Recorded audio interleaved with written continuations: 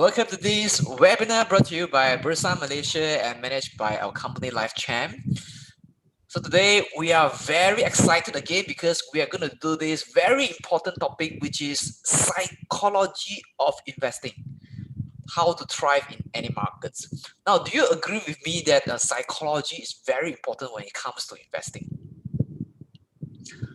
Now, I'm sure all of you, if you are investing or trading with your own money, you will notice that your own emotion will always compel you to do a certain action. Right? We probably have a plan, we have a solid trading plan, or we have a solid investing plan.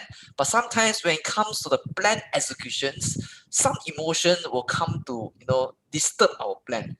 Like they always stand in the way. Like when you want to, we have a target price where you want to sell, right, to take profit, right? But somehow we move it higher. It's because of some emotion or some greed come in. So we are often affected by this. So if you are affected like this, by this, like me, you can type me. Okay, let me know if you are often, have you ever, if you have faced this situation before, you type me, let me know.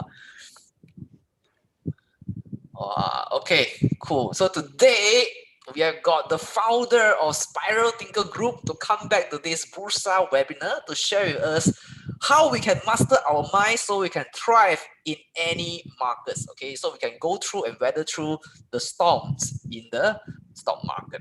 All right. So disclaimer, whatever you share in this webinar is only for educational purpose. So in no way that I give any recommendation to buy or any recommendation to sell. So if you decide to make any investment decision after this session, so you do it at your own risk. Okay. Now, allow me to briefly introduce the speaker today. Of course, he is very humble. He asked me to keep the introduction short.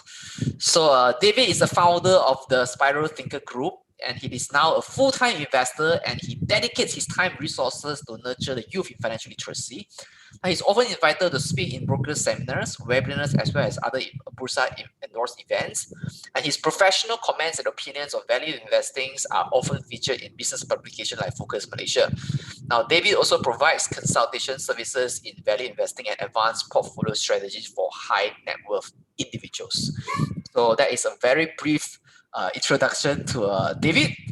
So yeah, he's also his company also started this program 自投 and also IVICC Plus. All right. So David, are you ready? Yes, Chun Xian, I'm ready. Sorry about the noise. My kids are going to bed now.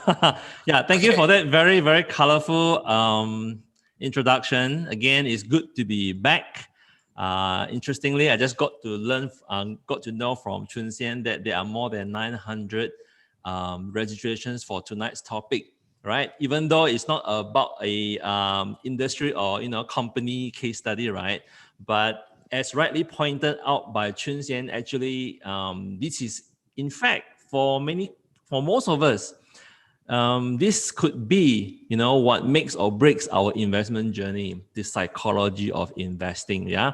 And so tonight I'm going to share with you some of the tactics that I use personally to dilute the potency of my emotional state, especially when it comes to a very volatile market like lately or last year. All right. So tonight, again, as usual, I'll be breaking down my talk to about 4 to 5 topics. I'm going to start with the mindsets of traders and investors, the differences first. Then I'm going to move on to maybe describe a little bit on the different types of psychology biases to avoid. So for this topic, I'm going to be referring to an expert in this field. Then I'm going to move on to talk about the short-term versus long-term strategies from my own experience and perspective. And last but not least, I want to talk about emotion-free portfolio execution. Now, previously, this subtopic was, I used to call it emotionless. Then I realized that actually, humans, we cannot, it's impossible for us to be emotionless. That's why I renamed it to emotion-free portfolio execution. Yeah. So without much further ado, let me start by, borrowing the words from this very wise man, the father of value investing, Mr. Benjamin Graham. In his book, The Intelligent Investor, right, page 23, if you have read it, he did say that, the investor, sorry about that, thick, fat finger syndrome. The investor's chief problem, right, his most important problem is actually himself. He is likely to be his worst own enemy. All right. And he goes on to say that the fault, dear investor, is not in our stars, not in our stocks, which means not in our fortune, not in our luck, not in our stock picks, but in ourselves. All right. Now, this means that actually I totally agree 110% on what he said. If you think about what you have done previously, right, I'm sure that our listeners today came from diverse background, different years of experience, different industries, right? If you just think back about one of the most memorable losses in the investment journey, right? And if you just imagine what can you do, have you done differently, or you have not done what you did to make you to lead to such a big loss, right?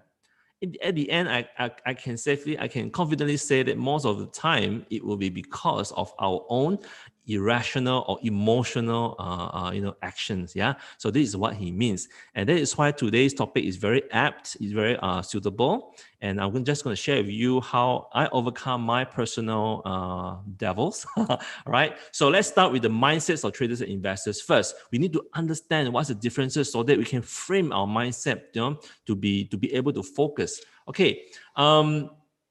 I think a couple of webinars ago, I talked about speculation versus investing, right? So this is slightly different. This is, the different mindsets between the trader versus an investor.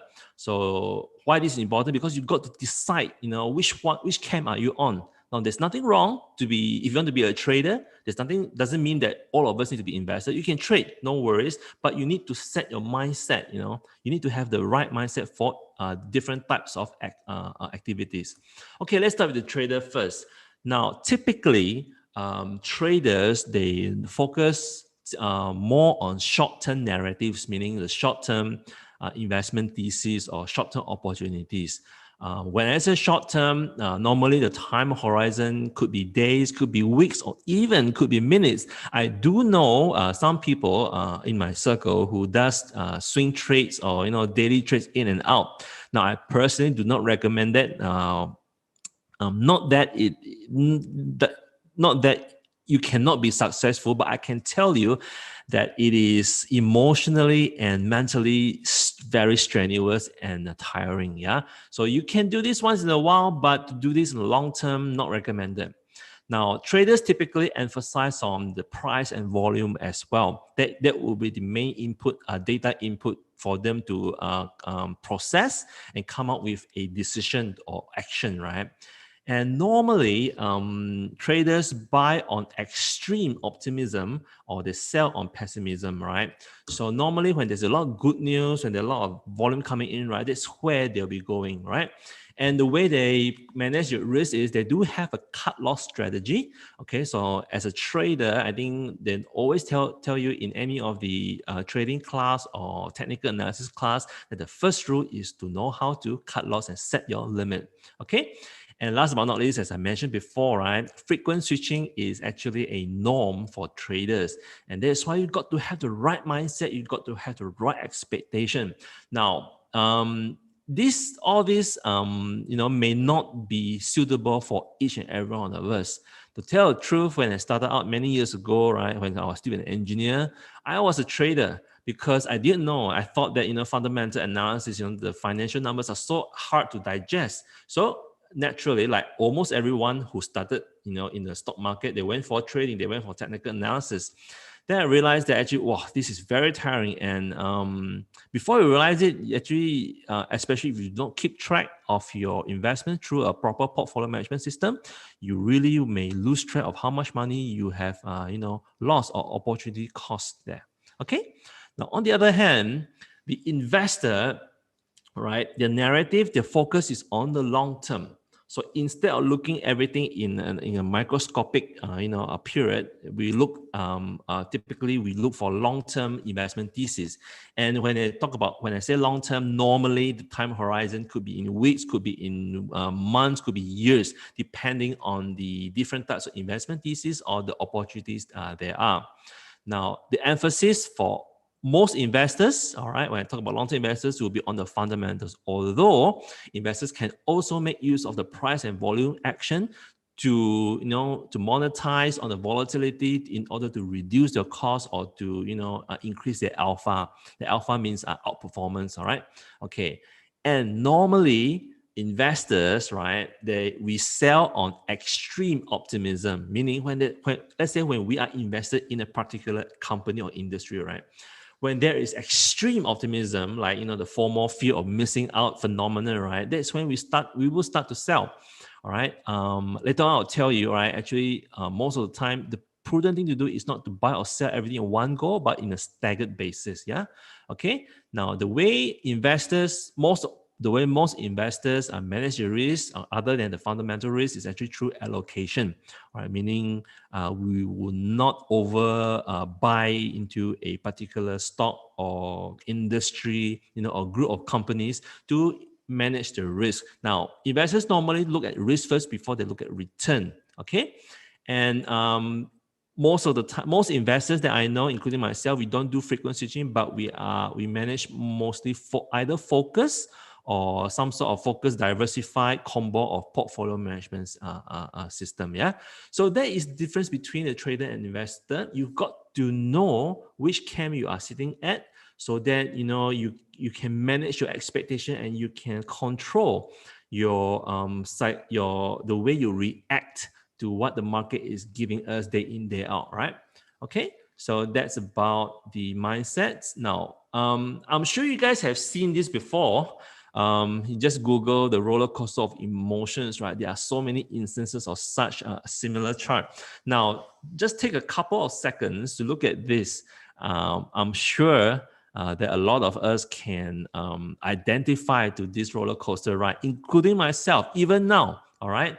When we most of the time, like what Chun Chen said, right? When we buy a stock, how come somehow it's like the market is there to work against us? The price will drop, then we will start to doubt ourselves. Then when all things hit rock bottom, right, that's when the hope is at the bare minimum, right, or hope is not even present, right? That's where we give up. Then suddenly, again, like the market is going against us, the stock market will go out suddenly, right, and stock price pick up, right? So if you want to do you want to be a frequent trader, right, this is the kind of vicissitudes that you have to endure day in, day out. And you got to ask yourself, are you mentally prepared, or are you mentally built to withstand this kind of journey of volatility day in, day out? Now, don't get me wrong. If you have a proper system that where you can quantify all your actions, right, stock market volatility is actually your friend. Yeah. So instead of looking at this as a roller coaster of emotions, what I want to suggest to you is, instead of looking at this phenomenon like an enemy, right, why not look at it as a friend? Like let's call it the merry-go-round of opportunities. Same chart, same price action, right, but different angle. Now, let's say, okay, we found a good business, and we say, okay, let's do some studies, and you really put your mind and heart into finding out what the business does, who are the management, what are the products they sell to, which markets they serve, what is the long-term profit, so on and so forth. And let's say you decide, okay, this is the company I want to own for the long term, right? And you place your first trade. The keyword is you place your first trade. Right, you don't buy everything in one go. You can stagger it to maybe 3 tranches or 5 tranches, up to you, right? Then for whatever reason, if the price goes up, you're happy because you don't lose money, all right? But if the price goes down, like what is happening here, right? You can say, oh, good, now the price is cheaper, as long as there's nothing wrong fundamentally or structurally in the business. You can buy more. You can deploy your second, your third, your fourth, your fifth. Now, what happened if you finish deploying all your allocation, right? Like what happened in this chart here. Okay, well, if you are doubtful, you can double down on your research. You can go find out, attend AGMs, read analyst reports, industry reports, very important. And the key here is you've got to be very patient. If you find out in the end, right, nothing is wrong. Now, most of the time, I can say, including myself, so I'm also a victim of my own my own demons, right?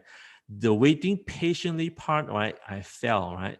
One of my mentor, his name is Stanley. He is the teacher, the trainer for my very first value investing class, right? He can hold on to a stock even though the price is calm down like this, right? And this, you have to understand, the period, the waiting period is indefinite. Doesn't mean that when the stock price comes up, it will rebound after 2 dips. Not necessarily. It can drag on for months, for weeks, for even years, right? So as long as there's nothing wrong fundamentally with the business, right, then you just have got to wait, okay? And of course, I can't really say here, can switch your computer screen, go for holiday, but how many of us can do that, right? But as long as there's nothing wrong with the company, right, pretty sure that somewhere down the line, the company, the price, the valuation will bounce back up, especially when there's an industry turnaround and then companies start to release positive results. Case in point, the shipping industry, especially the dry bulks, the dry bulkers, right, has been going on the downtrend for many years. I remember back after the global financial crisis 2008.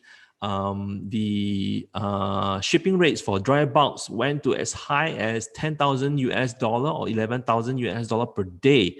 All right, and then after that, it crashed all the way to 2,000, 3,000, and it was there for many years.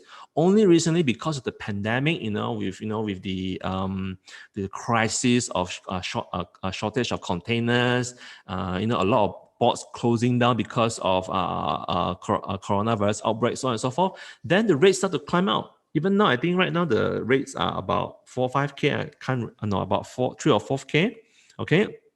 So it seems that the industry is turning around, and the period here you had to wait for many years. So, but here's the most importantly here is, it's the same price chart here and here, but totally different mindset. Okay, but of course, if you are trading and you've set yourself a very you set a cutting loss price or level, then you just have to follow your plan. All right, don't try to. Later on, I'll talk about one specific risk that is actually talking about accentuating or actually digging the hole deeper for yourself, especially when you find yourself investing in the wrong asset class or the wrong company. Yeah. Okay. So with that, let's move on to the types of psychology biases to avoid. Okay. Now, before to start off with that, let's talk about how we are wired in our head, especially when it comes to the two main pulling or pushing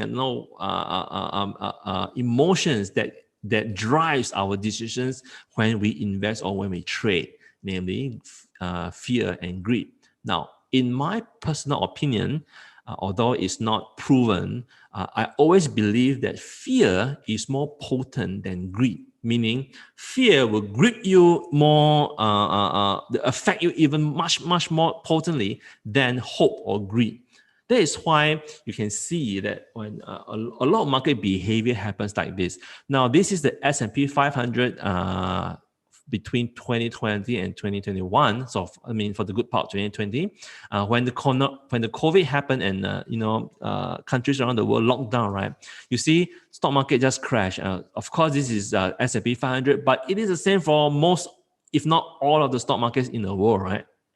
Okay, and as you can see, most of the time, the crash happens like a flash, very fast. It goes down very fast and very deeply, right? So in this case, since this is a weekly chart, so the stock market crashed 1, 2, 3, 4, 5, about 5 bars or about a month. It crashed from 3,400 points to about 2,300 points. I remember at that point in time last year, there are so many headlines talking about how the market is going to crash further, how the S&P 500 may go all the way down to 1,000 or even below, right? So that is where all the fears start to set in. And you know what? Fear sells, especially for the news media. People read news media because of there's a lot of fear in the market. There's a lot of fear in the world. That is why the subscription for a lot of these new news media like Bloomberg, CNBC, Wall Street Journal, right, spike up last year because more and more people would subscribe to this news outlet to read about, what's happening, right? But on the other hand, the recovery, all right, takes much longer, about 3 to 4 times longer. All right, so about 20 bars is about, I guess, 5 months. So which means that it took the market to crash about 1,000 points in 1 month, but it took the market about 4 months to get back that 1,000 points. Okay, now this did not happen only during the COVID crisis. It also happened during the global financial crisis, 2008. Now, although, the parameters were different, the quantum were different, but the structure is the same. As you can see here, it took about 28 bars or weekly bars of 28 weeks, which is about 200 days for the S&P 500 to crash from about 1,003 to about 600 plus, or about 50% crash, about 200 days. And it took the S&P 500 more, close to 700 days. 700 days is about 2 years, all right, to recover what was lost, all right, as you can see here.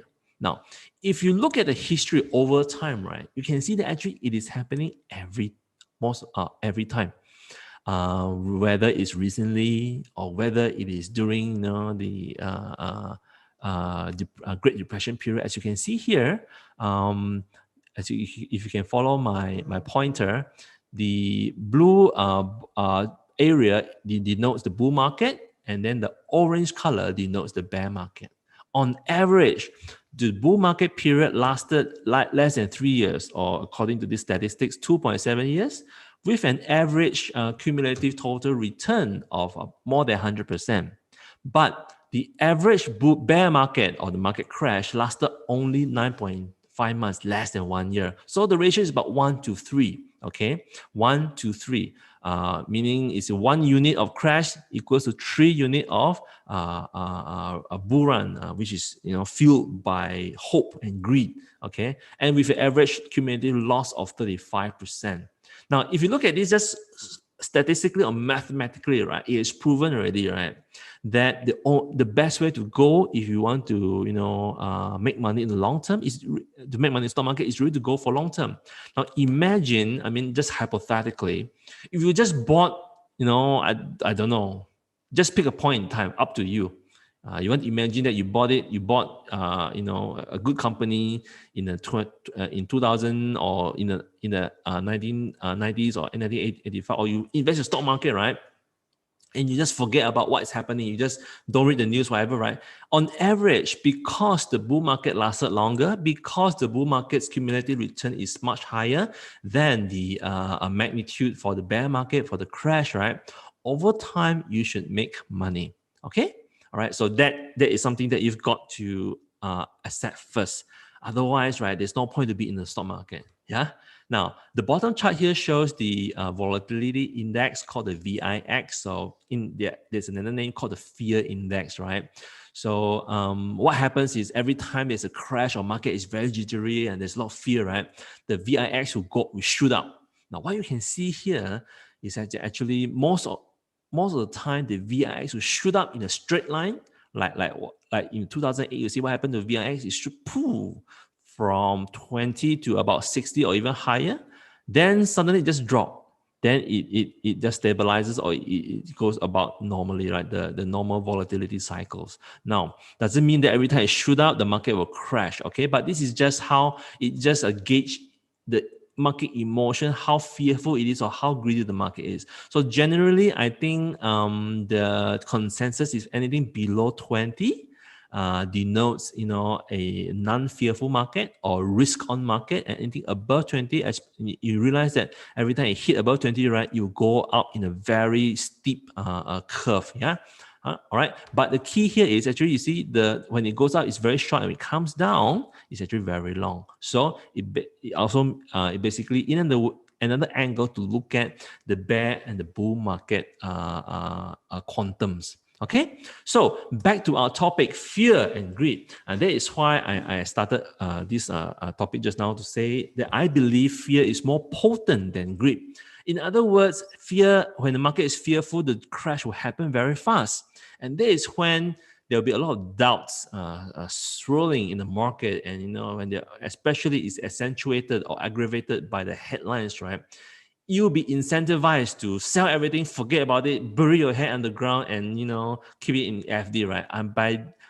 And on contrary, if you think logically, so there's element of logic as well, all right, that that when prices came down, all right, eventually, all the problems that we face should be resolved, because human, we are a surviving race. Then things should eventually go back to normal, all right. And that is why this logic is actually very important. Now, what we aspire to do in the stock market to be a successful investor or trader is to minimize, the impact of fear and greed. No, not just fear, but greed as well. We can, every time the stock market goes up, right? The greed, that's where risk comes on. Then a lot of us will suffer from this fear of missing out phenomenon, right? And that's where we will be chasing high. But the most rational thing to do is to try to minimize or dilute the influence of our emotions, of whether it's fear or greed, as much as possible, and to let logic take over what we do in our actions. But unfortunately, this is so much easier said than done, myself included, because all of us are human, right? We have the same brain structure. Now, unless you have certain anomalies in your brain, right? Most of us will have a normal brain like this, okay? And as you know, our brain has two main parts. The limbic system, or what they call the primitive brain, and the other one, the bigger one, denoted here, is what we call the prefrontal cortex. Or in other words, like the modern brain, right? The logical brain.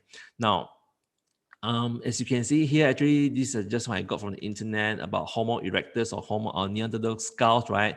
Against our modern man skull, Homo sapiens. Now, if you can just visually compare the skulls on the left and the skulls on the right, you see that actually primitive human being, the skulls are actually very small, especially on the top part, which means the primitive man, the prefrontal cortex is not as developed as the modern man. Now, why is this important? Because, before society was so advanced as today, right, or even hundreds of years ago, right, humans as a race, as a creature, right, actually, what's the main thing that you think drives, our actions? It's just survival. And that is why this is called the reptilian brain as well, the other name for it. And the limbic system, there are many main modules or main parts of the brain, but the amygdala is actually the part of the brain that is domain that affects or influence our actions, especially when we are faced with danger.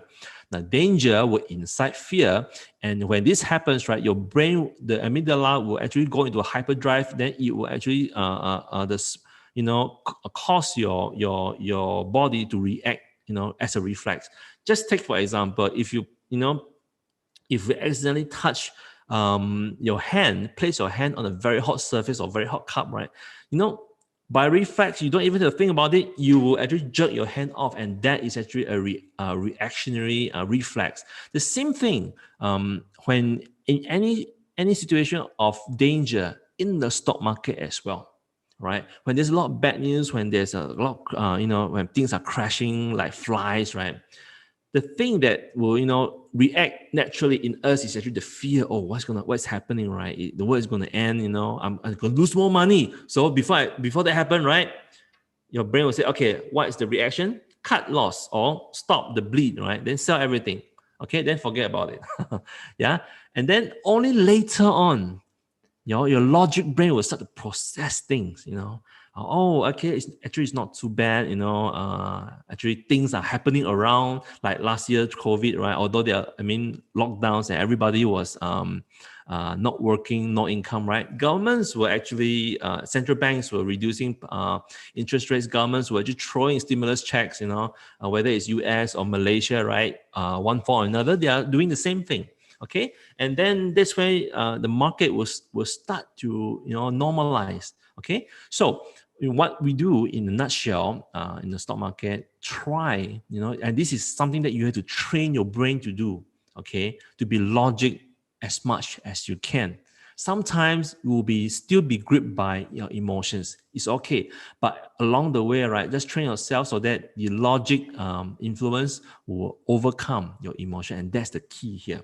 Okay, now so to talk about the psychology biases, so I'm not an expert matter in this subject. In fact, this is a huge topic, very, very subjective, very, very technical. So I tend to like these books, these two books by Dr. Daniel Crosby.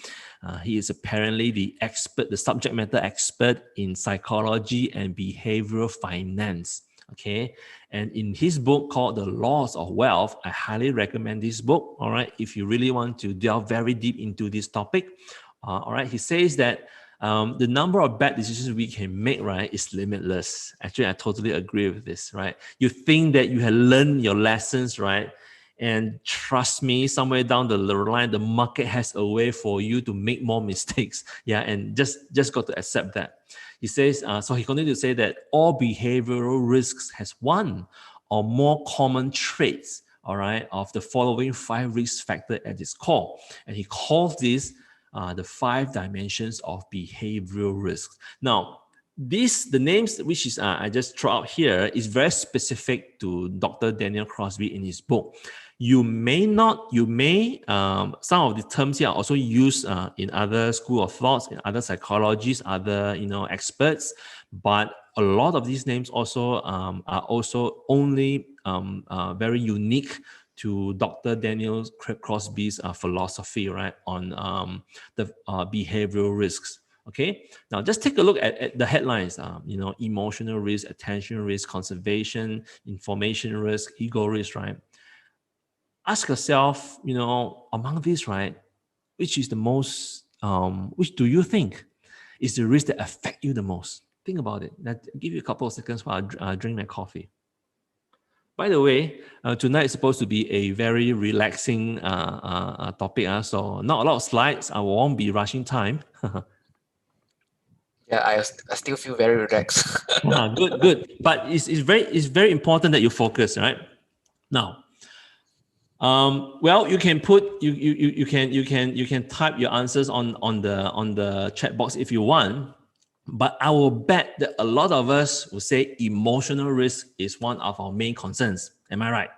Okay, right. So emotional risk, it comes from the perception that actually it comes from the fact that our emotion dictates our behavior as well. And our behavior leads to how we perceive risk. All right. When you are very fearful, when you're very doubtful, when you are lost, you tend to be more sensitive towards risk. And that is what will propel you or to incentivize you to take actions to limit or to stem the bleed or your losses. All right. And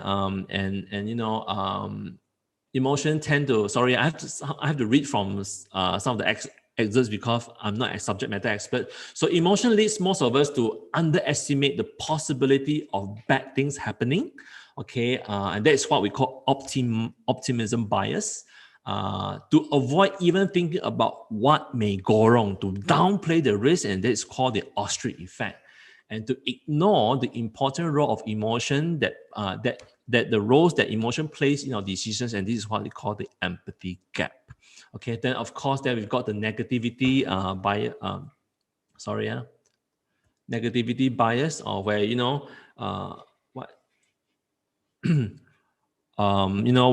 when we found ourselves in a losing position, right, we just want to forget about it. Right, and it happens to a lot of us, myself included. Some especially during my initial years of investing or speculating. To be honest, yeah. Now, but it's true, all right. Emotional risks tend to play a very important part in our behavior, in the 5-dimensional behavior risk. But my opinion is that actually the more important thing that we have to look at other than emotion is actually the ego risk. And I believe personally that the ego is the mother of all behavioral risks. Everything, all the risks that I explained here, right, all have one form, one branch or another, which came from actually ego risk. Now, what is ego risk? Ego risk can be due to our overconfidence, right? Wow, because we are subject matter expert or we are in this industry, right? We are so confident in our decision, in our investment thesis, that we fall into the traps of, say, confirmation bias. Now, what is confirmation bias? Confirmation bias, and it happens to me as well, especially this confirmation bias, because when I do seek out an investment proposal or investment thesis, like say, I like to, like, for example, that actually I'm very, we are long-term on technology industry or semiconductor. We will always try to seek out, the information that affirms our study or research. So we only look specifically for information that confirms what we know already. And unfortunately, that also means that we do have the tendency to discount or play down information or data that otherwise discount or unconfirm what we think. Yeah, and that also leads to things like choice supportive bias. The choice supportive bias is the tendency to, again, like confirmation bias, to ascribe to positive attributes on the investment that we go into as well, and then forgetting about the other factors. Okay, then I guess then we have the semi-wise reflex as well, and this is I think a lot of people will be facing this. Now, the semi-wise effects, in very simply put, is our reflex, all right, to reject any information that disagree with our thoughts or with our investment thesis or investment decision. And again, I do know people who actually fall into this thing called the what's the thing? False consensus. Yeah. So I do know people in my line of work where say, give you an example. Like last year, what was the stock or sector that made a lot of people rich during the pandemic? It's gloves, right? But how many? Are there only one glove company? There are so many, right? We've got Top Glove, we've got Hartalega, we've got Supermax, Kosan, Carrying, so on and so forth, right? But there are some. I mean, by right, when this happened, right? By right, all the glove makers should be doing well. Share price should be going out, right? But some people, because of their ego, right, they tend to, if they decide to put, say, on glove A, I don't want to name names, then whatever they try to do is to downplay the other players in the industry. Oh, they're not good because management, not so on and so forth. And that will form part of the ego risk. Is part of the ego risk as well.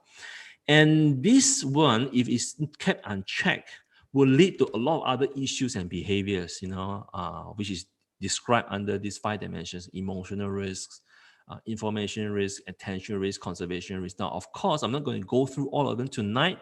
But I do want to talk a little bit about this loss aversion, as well as sunk cost fallacy. Now, loss aversion is actually it comes about because as human beings, we tend to enjoy or put more weightage on pleasures, the winning sensation, the winning feeling, to the feeling of losses. We don't want to. I mean, as human beings, we always try to look for happy thoughts, happy experiences, right?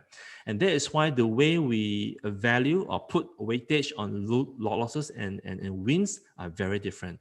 Most of us will put more weightage on the wins. Now, that can be very dangerous because if we find ourselves in a situation where we actually, and you experience this somewhere down the road, including myself, some people call it bad luck, but I'm pretty sure that in your journey, right, you will find yourself in a situation, in a period of time where anything you do just didn't work. We switch, you buy stock A, because thinking you've done your research, didn't work, everything crashed 50%. You cut loss, you switch to a stock B, happen the same, and then you keep on doing it, right? And this is something related to sunk cost fallacy. Now, the sunk cost fallacy says is a reasoning that we need to take more risks in order for us to recoup our past losses. All right. Now, in my own words, it's called digging the hole deeper. Now, trust me, I have been there, especially when I start to see my portfolio bottom line start to come down, turn from green to black to red to even redder, right? I last time I find myself going into a downward spiral motion, where I just couldn't think logically. I was gripped by my everything that I do was actually a lot of decisions that I made was emotional decision. On hindsight, of course, it's easier much than say. All right, and so that is something that I think we should try to avoid if we can. All right, now the best thing to do is, if you find yourself in this situation, just put the handbrake, don't do anything. Sometimes it is harder not to do anything. Take a deep breath, take a few steps back, maybe, distance yourself from the market or from the noises for a short period of time, then reassess your information, reassess the available data that you have. Then you may find more clarity, okay? Now, of course, if you want to know more about this, let me put it in the chat box. Now, in the chat box, I'm gonna put a link for you guys. I hope you guys can see it. It is an ebook by the same person, Dr. Daniel Crosby. He summarizes, I think, 4, not 5, of the behavioral risks I talk about here. If you're free, you can click on it. It's free. You can read when you can. All right. So coming back to here, now I dump all the bad news to you first, okay? Now, it does seem that as human, right, because of the way our brains are structured, right, macam we are not really geared for, investing, right? Actually, it's not true. I tell you what can go wrong first and what can go very wrong.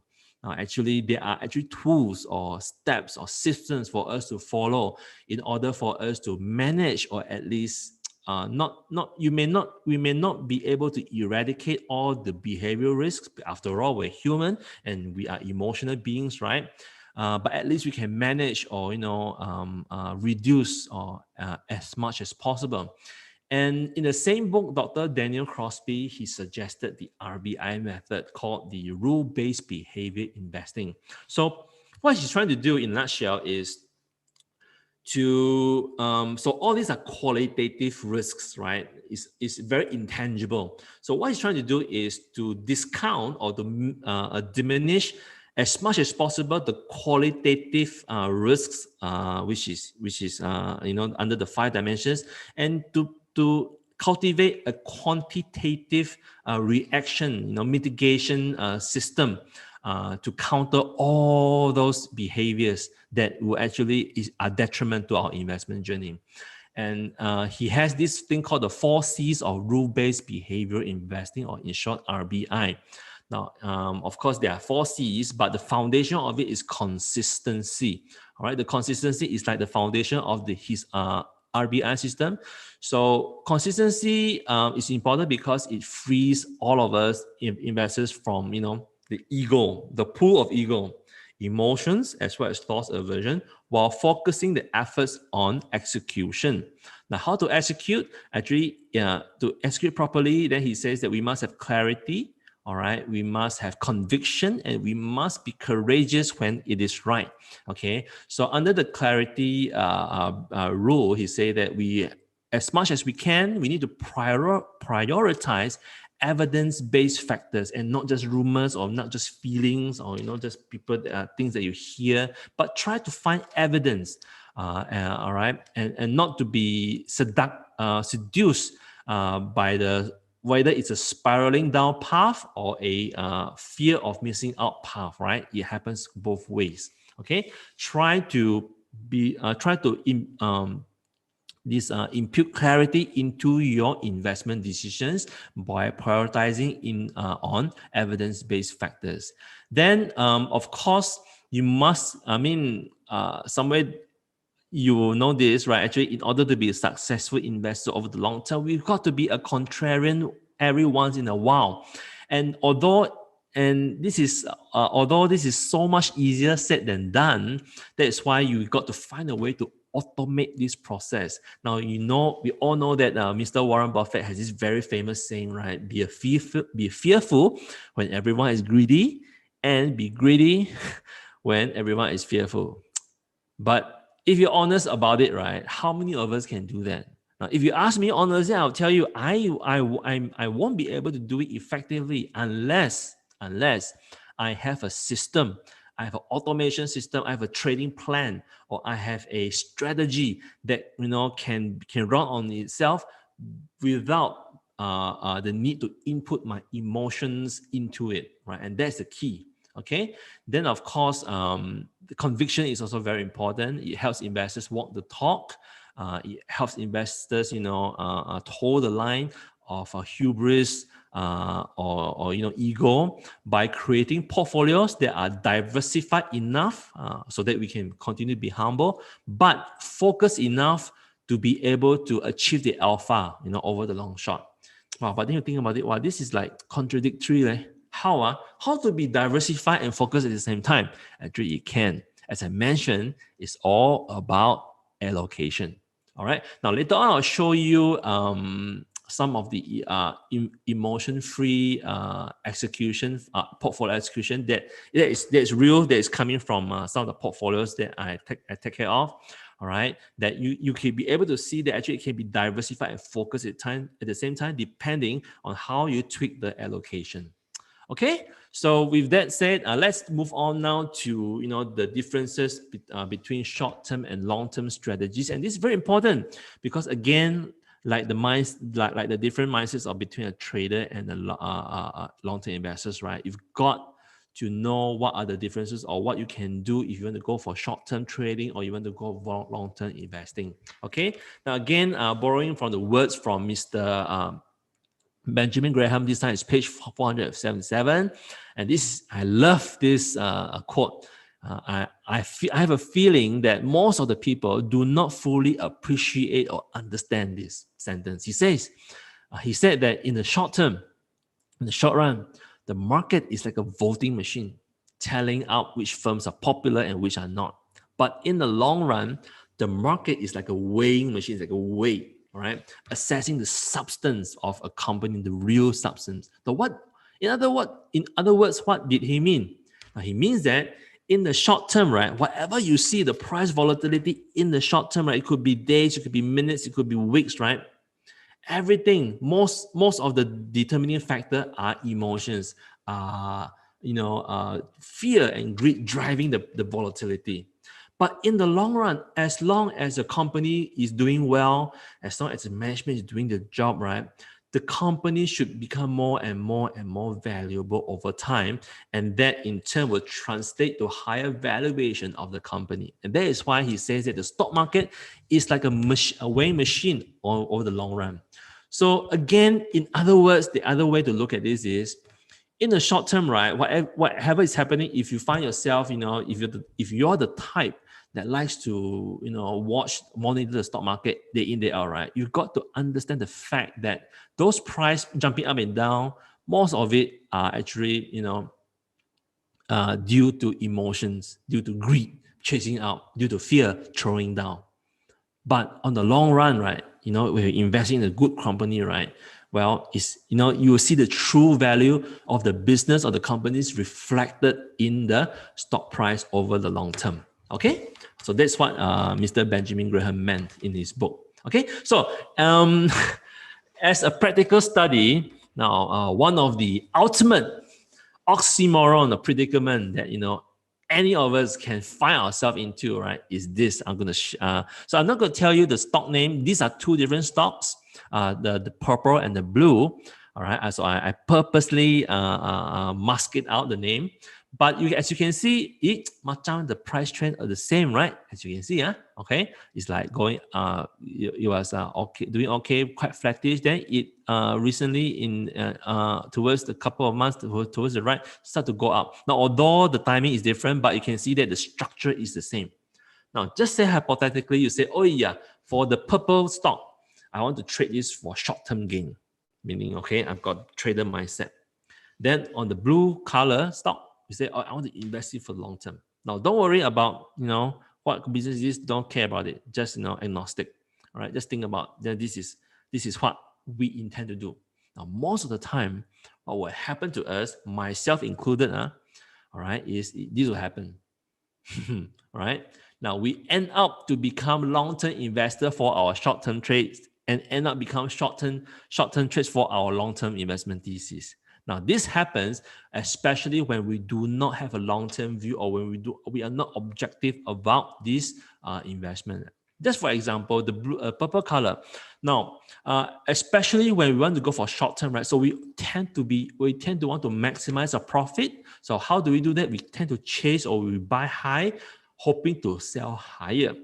All right, but most of the time when that did not occur, so all these psychological biases will kick in, doubts will kick in, right? Worst thing is to find yourself in a sunk cost fallacy, or this ostrich effect, right? You just don't care. You just bury yourself and I don't listen, right? I just become a long-term share investor, and this is typically what may happen potentially, especially if you are invested in a business that is not healthy, or not on the growing path. On the other hand, and this is what happened to me most of the time, is the blue case study, right? Most of the time, what happened is I tell myself, I want to be a long-term investor. I'm going to see this company, grow with multiple baggers. But what happened in the end? I took profit too fast. Now, I'm sure that our listeners tonight, you must have some experiences doing this, right? Yeah. Okay. Now, just for information, the blue chart is actually D&O, and it happened to me. I bought around $1, so by the time it was $2, it was 100% up. I said, "Hey, wow, okay." Although I was a long-term investor, all right, and the company just started to report good earnings, right? But I took profit prematurely, and the worst thing is this: if you sold at $2, right, and the company went up $3, would you buy back? Psychologically, would you buy back? Psychology is like we have a net, we have like a element, like this cap that stop us from buying back the same company at higher prices, even though the yields may be lower already. So now that may be happen to you. It certainly happened to a lot of us, myself included. So that's why it's important for us to frame our mindset, whether we want to go long term or short term. Okay, want to be a trader or a long-term investor. Now, on the left-hand side, so this is how I visualize this. You won't be able to see this, find this in any textbook. Basically, if you are a short-term or trader, you want to be a trader, the short-term strategies will require a very steady emotional or psychological state. All right. You need to have a very tip-top or impeccable trading plan. Then you got to you got to be very disciplined in executing your plan to reach the alpha. So it's like 50% of your success rate will depend on your psychological state, as a trader, then of course, then the other half of the recipe will determine on the tangible. Now, psychology is like the more intangible, because you cannot quantify, right? Then the more tangible element would be how you structure your trading plan, like for example, your risk to reward ratio, so on and so forth. Okay, then at the end, it depends. It will really boils down to your discipline of how you execute this if you want to achieve your alpha. Now, on the other hand, for long-term strategies, right, we do not really require a very solid, sharp mind, but we do require exceptional patience and discipline. Patience, as I mentioned, right, because you never know how long you need to wait, and discipline for you to stick on to your decisions or investment thesis without switching frequently. Yeah. Then, of course, that's about the intangible element. The more tangible, how we plan actually to decide. Okay, the tangible element will be the allocation, as I mentioned. Allocation is very important because there's no point if the stock you buy double up 100% if you only allocate 1%, right? Because 1% double up becomes 2%. But if you over allocate, you took too much risk, 10%, and the stock goes down 50%, right? That's like 5% to your bottom line, right? So that could be a very huge impact on your portfolio bottom line. And then at the very top echelon for long-term investors, for long-term strategies, right? Actually, you have to have mechanical execution, meaning if it happens like this, then we will do this action. For example, when it falls 10%, we buy this much. When we fall further, we buy this much. When it goes up, we sell. So it's a very mechanical execution. And how we can do that, actually, for the long-term strategies, right? We can rely on automated trading tools available to most brokers, like good till date, good till cancel. Or if you have your own strategies, by all means, right, go for it, right? Also, long-term strategies rely more on fundamental analysis tools. On the other hand, the short-term strategies will mostly require a lot of charting tools, a lot of charting strategies, and unfortunately, round-the-clock monitoring. Right? I think this is something that if you want to be a professional trader, you cannot escape this round-the-clock trading unless you build your own robo or algos. Then that's another dimension. Yeah. Okay. And the fallacy is that short-term strategies, they have the tendency to accentuate short-term volatility or short-term issues and undermine long-term potential. I would like to borrow the words from Tony Robbins. He did say that, as human beings, we tend to overestimate what we can do in a few days, but underestimate what we can achieve, in a longer period, like years, right? It's the same concept, for stocks, especially when we have a very short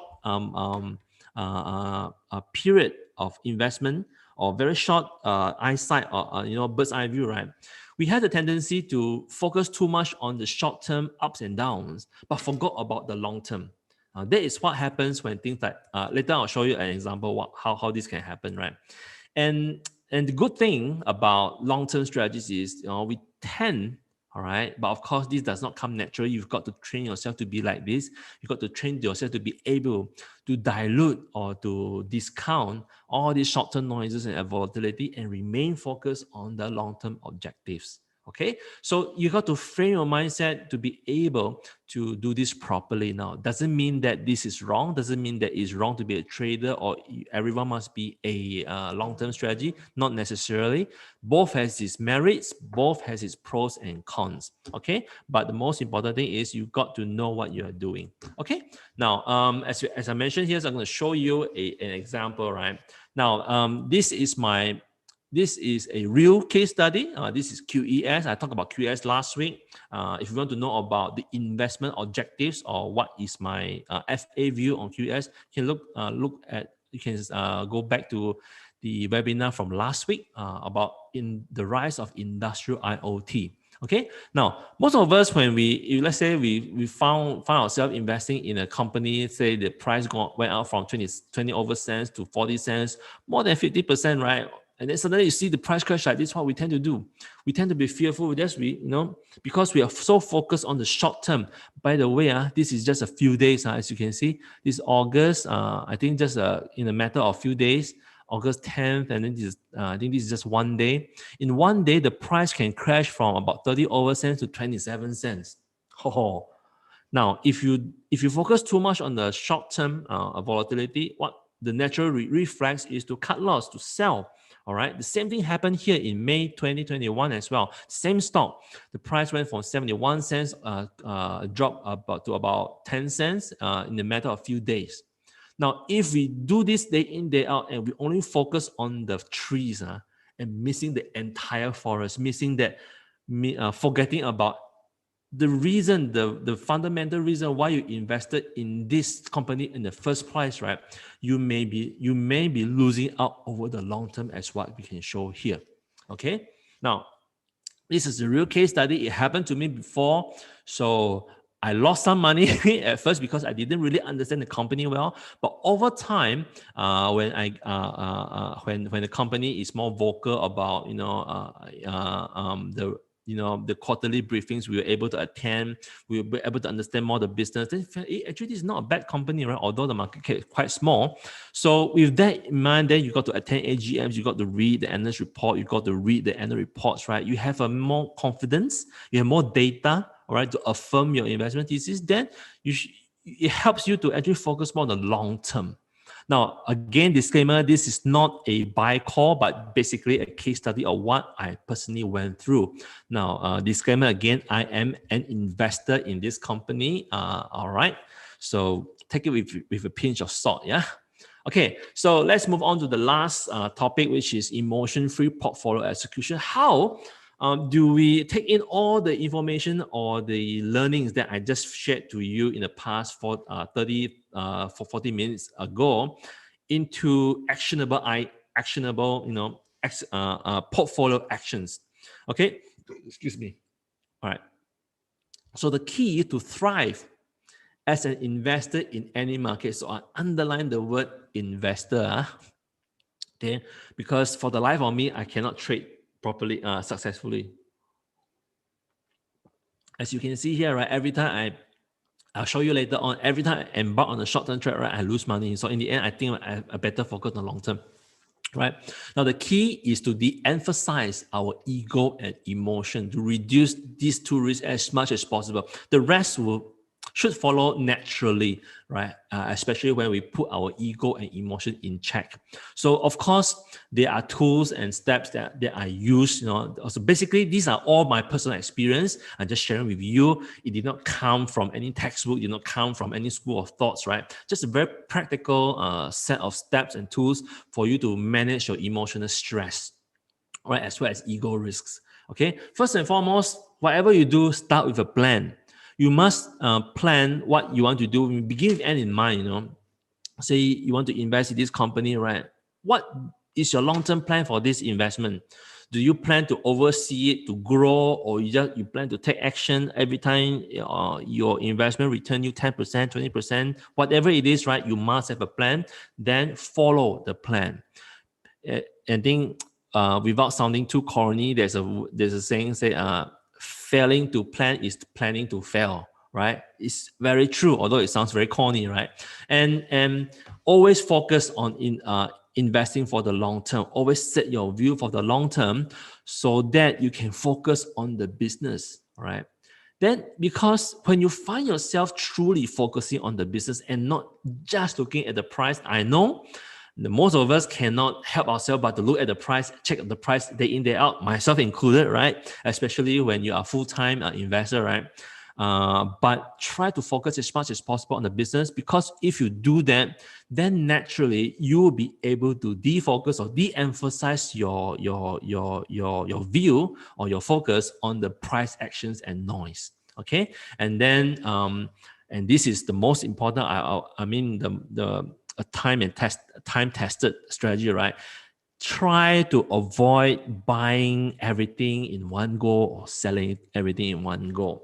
No matter how confident you are in your investment thesis and your research, right? Try not to buy everything in one go. Trust me, the market has a way to humble you. And when you sell and you think that it's overvalued already, also don't sell everything in one go. Trust me, every time you sell, most of the time the market will continue to go up. Okay, now of course there is a lot of steps here that I can't go through it tonight, but if you can, try to go look for Live Champs YouTube or Bursa Webinars channel. Look for these two topics called Essence of Portfolio Management as well as the Science of Buying and Art of Selling, to understand more how you can incorporate these mechanical steps in order to minimize your ego risk as well as emotional stress in the investment journey. Okay, so now I'm going to talk a little bit about maybe in the next 2 to sorry, 3 to 5 minutes to talk about 2 case studies, how one success and one failure. Okay. Now I don't want to paint myself as the investor with the golden Midas touch. No, actually, I still lose money in some of the investments that I embark on. But what is important is overall, as long as your portfolio is doing well, you should be on the right track. Now, the first case study is a long-term investment thesis. Again, I'm going to bring back QES because I think QES, I've been talking about it recently as well in my previous webinar. So I think it's quite opportune or timely for me to talk more about it. Now, my investment objective is for this company is long-term.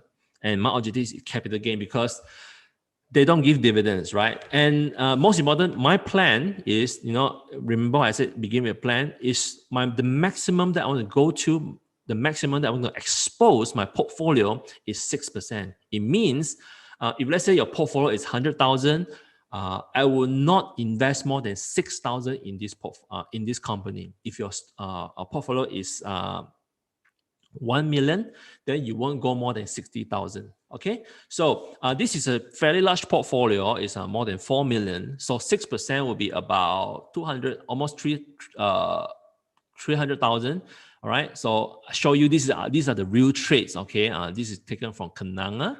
All right, and in terms of the charts, it looks like this. So basically, I visualize everything here for you.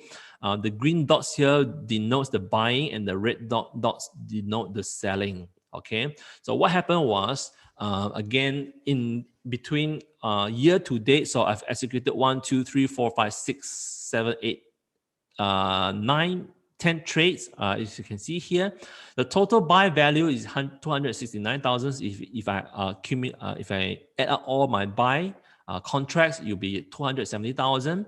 My total sell value will be slightly more than 280,000. Which means what? Now, I have not sold everything. In fact, this portfolio, we have a remaining 60,000 shares, which translates to 1% of the portfolio right now. All right, at the market value. And if you can see, if you deduct 280 from 269, you get a negative value. And what does it mean? Think about it. For this portfolio, we paid 269,000 out, but we get back 280,000, 870 ringgit, while still having 60,000 shares left. Now, this means that the remaining 60,000 shares are free.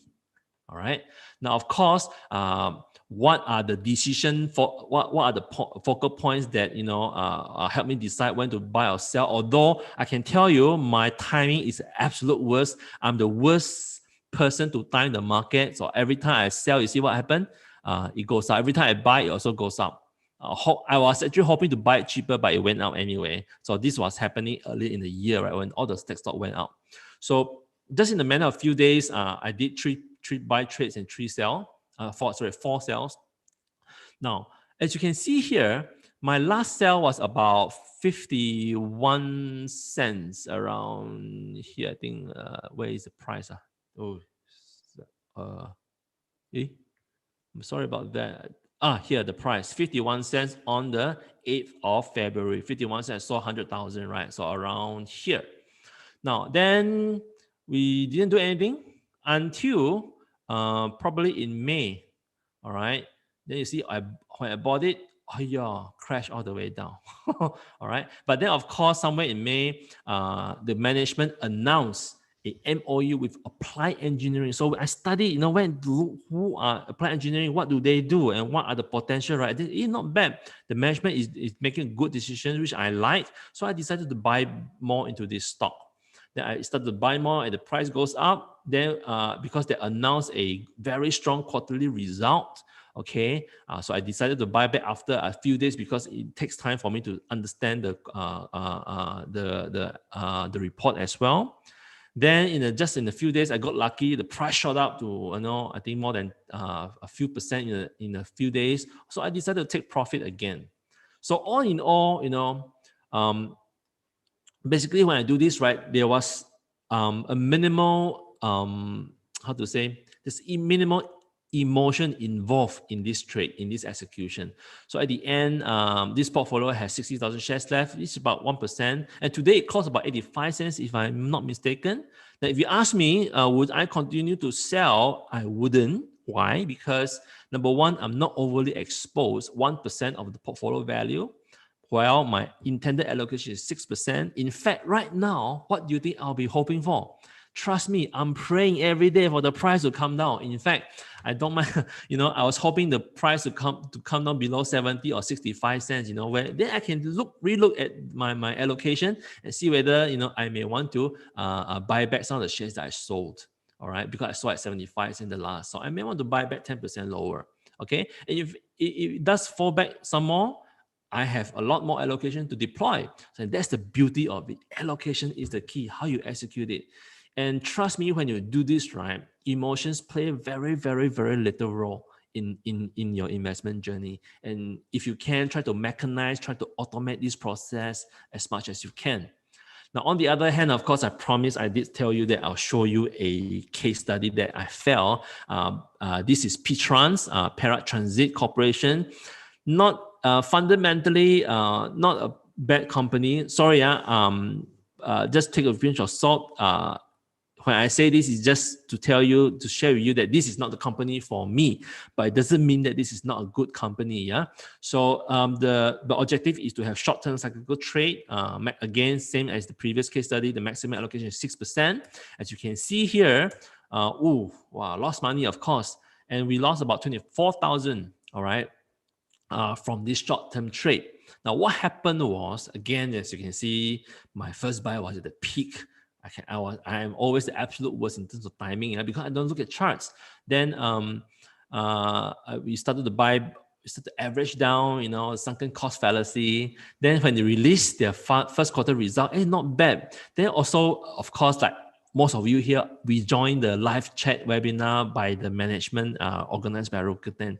Then we realized, actually some of the things doesn't make sense in the business, all right?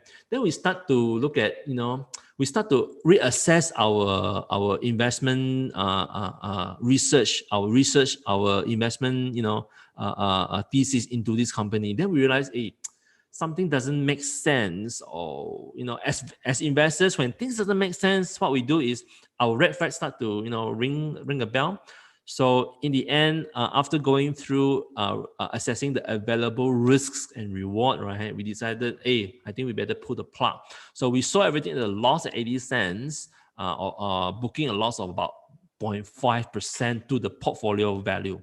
All right. Although in terms of stock, the percentage higher, but because we only spend about 6% of the portfolio capital to buy this stock, so we managed to cap our loss to our bottom line at 0.5%. Now, I want you to look at things in context. Now, you see, right now, this stock is free shares. As of today, I think their total profit is about 1.2, 1.3% of the portfolio. And then net, imagine if there are only 2 stocks in this portfolio, of course, net, we are still making money, right? As I mentioned before, it's not possible for us to win, to make money in all our stock picks, yeah? So sometimes we just got to bite the humble pill, to bite the bullet, swallow the humble pill and take the loss. Imagine if we did not take the action here. We buried our heads on the ground like an ostrich, negativity bias. We discount all the red flags that we uncovered, right? And say, because we are already so deep into 6% into the company, right? So we hold, all right, knowing that there are potential risks that we are facing, right? Then you see what happened? Imagine if we didn't sell here, actually the hit to our bottom line would be much worse than if we didn't do it. And then if we did it, cut loss here. Okay. Now, as I mentioned before, I always quip that value investors do not cut loss. We simply sack the CEO. Okay. So in other words, based on our own personal values, the way we look at the company, we look at the industry, and by gathering all the data, we felt that this doesn't make sense. So in the end, we decided this is not the company for us, so we let go. Okay. So there will be multiple cases or examples like this in your portfolio as well. So remember, the trick here, or the key, so I just put this here again, is to, to minimize your ego risk and emotional stress in everything that you do in the stock market. You must have a plan, try as much as you can to automate the process. Of course, there are a lot of process that cannot be automated. For example, your research. For example, the way you do allocation cannot be automated. You must have your personal input by assessing your risk and reward, as well as your risk profile, so on and so forth. But that's aside. But other than that, a lot of the trading can be automated as long as you have a plan. Okay, so now, I overshot the time again, so it's almost 10 already. Sorry about that, Chun Sian. I guess this is the end of my presentation already. I hope that I have presented to you guys a different angle to, how to tackle your emotions, your ego, and how to use psychology to your advantage in your investment journey. Yeah. So thank you very much, Chun Sian. Over to you. Right. Thank you so much, David, for sharing with us the psychology of investing, how to thrive in any market. So if any questions for David, you may write in the Q&A box, and then we'll address it in a short while. All right. Of course, I want to emphasize that none of us here are licensed financial advisor, so we are not giving any financial advice here. So please consult your own, Yeah. Remember the disclaimer. Yeah. All right. So. Macam no question. Oh. Got. I think got question. All right. Oh, sorry about that. Oh, I need to look at the Q&A. Is it? Okay. Sorry. Yeah. Sorry. Stephanie would like to ask, does cut loss actually apply on fundamental stocks? Yes, it does. May I hear your view on cases like Serba? It is a fundamental stock, but it was hit by recent negative news on audit issue. Great question. And this is a question by who? Stephanie. Stephanie, right? Great question. So first and foremost, Stephanie, if you're not a Serba Dynamic or K-Power or SCIB in shareholder, congratulations. If you are, you may need to reassess your investment thesis. Yeah. Now, for a specific case like Serba Dynamic, it's not something that is temporary.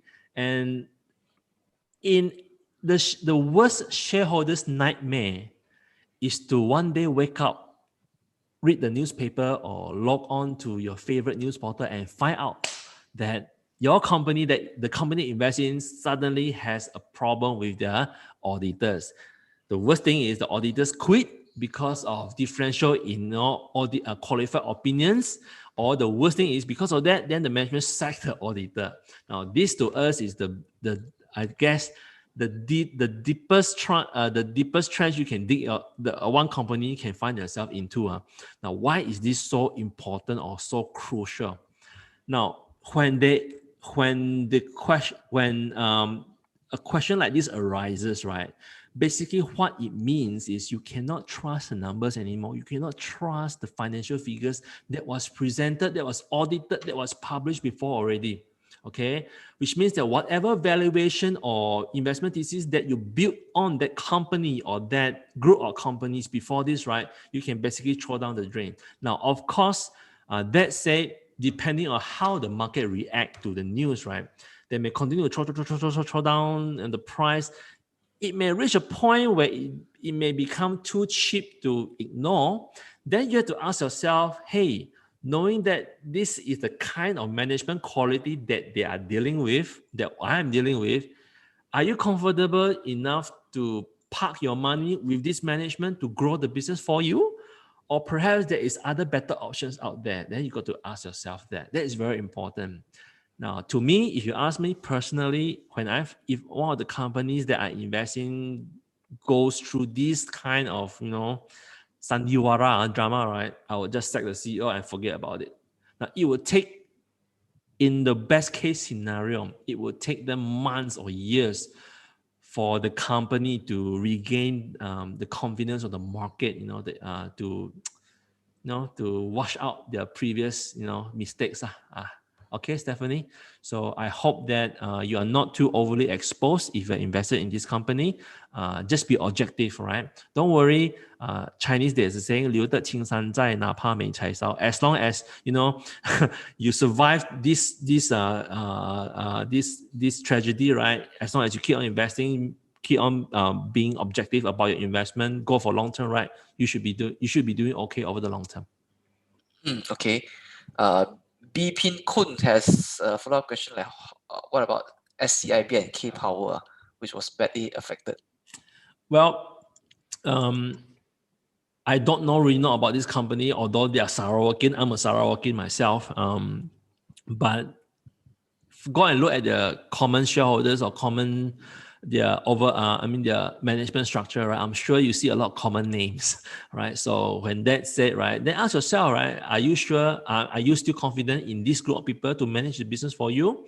Are you satisfied with the mitigation, with the steps, the measures that they have undertaken to resolve whatever differences there are, right? I understand that they brought in Ernst and Young, is it? I'm not very sure. That's correct. As an independent auditor, right? The independent auditor report is not out yet. Yeah, so, but there will come a point in time where the price may become too cheap to ignore, right? So I don't know. But for me, I will ignore this company. Yeah, as a value investor. Okay. Yeah. Well, no. It does not construe any investment advice. Yeah, just remember that there are two sides to the coin. Whether you want to trade or invest. Yeah. Okay, David, how do you handle revenge trades? So that's the next question. Revenge trades. How do I handle? Is that the question? Jimmy. Yes, correct. By Jimmy Lee. By Jimmy Lee. Jimmy. If possible, don't do revenge trades. Because if you do revenge trade, trust me, you fall into the sunk cost fallacy. Remember what I said about this risks which falls under the conservation sunk cost fallacy? It is the reasoning that further risks must be taken in order to recoup our losses. And revenge, no, just like anything in life, revenge is cold, but it's never good. You may be able to succeed, but the worst thing is in my opinion, in my humble opinion, the worst case is you execute a revenge trade and you succeed. And that's the worst. You know why? Because your confidence will grow, your ego will grow. And when that happens, right, the next time you find yourself in similar situation, trust me, you do the same thing. And all you need is just one bad, experience to actually wipe out, your gains that you did. So, Jimmy, I don't know about you, but for me, my humble and my most honest opinion is try not to do revenge trades. Most of the time, it will not end up well. Same like, in relationships as well. Okay? Yeah. All right.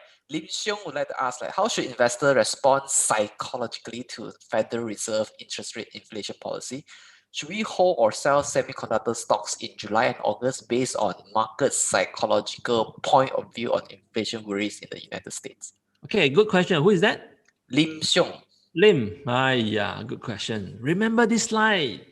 In the short term, market is voting machine. In the long run, the market is a weighing machine. So coming back to specifically to your concern, your concern has nothing to do about the industry. It has nothing to do about how many iPhones will be sold. It's nothing to do about how EV will take off. It's nothing to do about how many computers will be needed because of how many hard disks will be needed. But it has got something to do about the valuation or the risk perspective or the market perception of the tech stocks. Now, there are two things here. Number one, the inflation or interest rate concern may not necessarily have a direct impact on the business. That's one. And number two, it may be a shock because if there is a blanket opinion which is being applied to it, when you say there may be some merit that when interest go up, the value, the risk or the valuation for tech industry may go down, but then not necessarily it will apply for all the tech stocks, for all the different segments of the technology sector. Yeah. So case in point, in my opinion, so this is purely my opinion, disclaimer, perhaps the big tech companies that runs on super high valuation, right, may be in a higher risk of being downward re-rating for the valuation. But on the other hand, I know that because of pandemic, there'll be the demand for hard disk is going to grow only, and lately there are a lot of noise, a lot of news surrounding the development of hard disk technologies. For me, I don't really care about what the Federal Reserve does. I know that the company that I invest in that, manufactures parts for the hard disk player like Seagate, like Western Digital is going to do well in the long term. I'm not going to do anything. In fact, if the stock market were to crash or to have a pullback or to have a short-term, correction, I'll be more than happy to buy back or to add on to my allocation.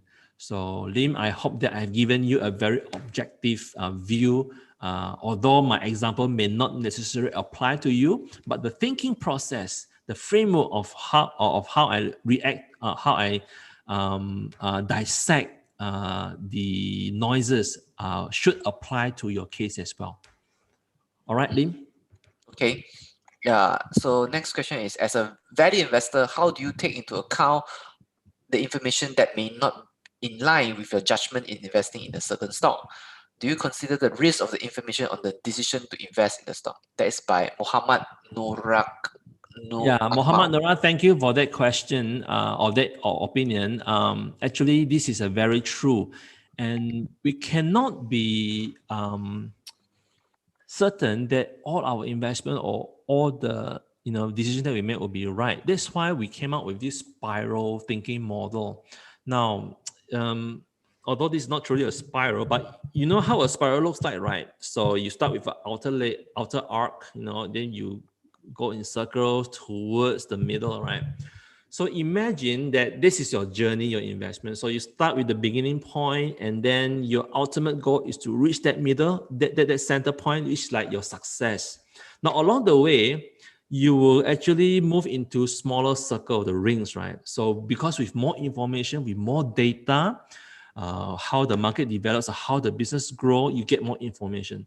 But sometimes, or not all the times, the information that you get or the development are positive. Sometimes the development can be negative, meaning your spiral, your arc can go the other way around, go towards. So it goes further and further and further away from your target, for your objective. So when that happens, you got to assess the situation. You got to assess the data on hand, the latest information, like you mentioned, right? So ask yourself, in the context of a long-term investment, is in context of owning this business on the long term, right?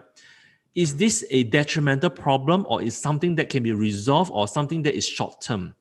Now, if it's short-term, then you can take a couple of actions. Number one, you can do nothing, all right? Because you may just blow over, I don't know. Or secondly, you may want to take some preventive action first to reduce your allocation or to reduce your exposure. Then when the issue does play out and then somehow it was resolved, then you can buy back because you've got more certainty, you've got margin of safety there. You can do that, right? That's one way. But what happens if you found that this company really got problem, just like Serba Dynamics? So what do you do? Because when that happens, right, you know that over the long term, whatever you thought about this company or this investment initially doesn't hold anymore. So when that happens, you just got to bite the bullet, cut your losses, recoup your capital and try to look for other better opportunities. So that would be my honest bottom of my heart answer to you. Yeah. Okay, I guess that concludes our Q&A session today. So Okay. that is way past 10 o'clock. So thank you so much Sorry about that. thank you so much everyone for joining our session today. So before we proceed, let me tell you more about our next webinar. Okay. All right, so let me take over the slide control. Okay, before I talk about webinar, right? Or as usual, this is Bursa Academy. So Bursa Academy is a comprehensive one-stop e-learning platform that aims to provide you with a continuous and holistic learning journey. On Bursa Academy, there are a lot of financial resources in the form of articles, recordings, videos, quizzes, coursework for you to do.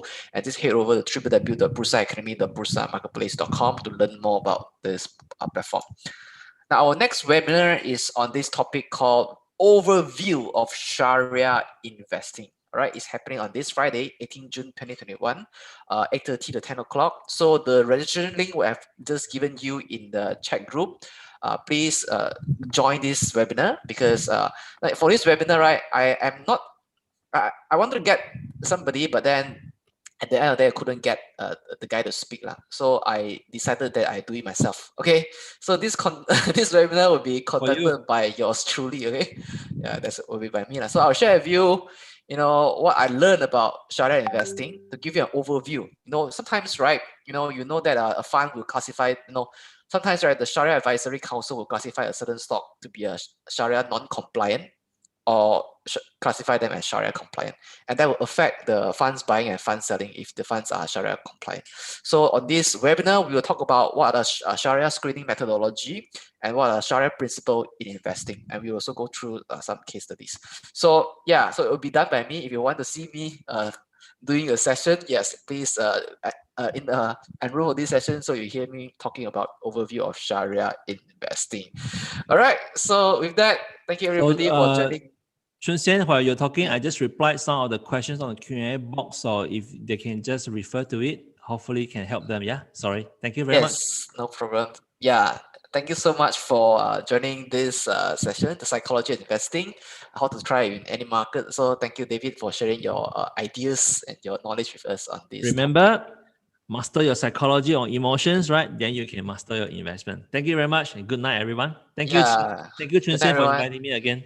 Yeah, look forward to see you on this Friday. Okay, hopefully my session This will Friday? have a lot more people. Yeah, this Friday. I mean, for the overview of Sharia investing. Okay, cool. All right, see you guys. All right, Bye. see you guys. Bye.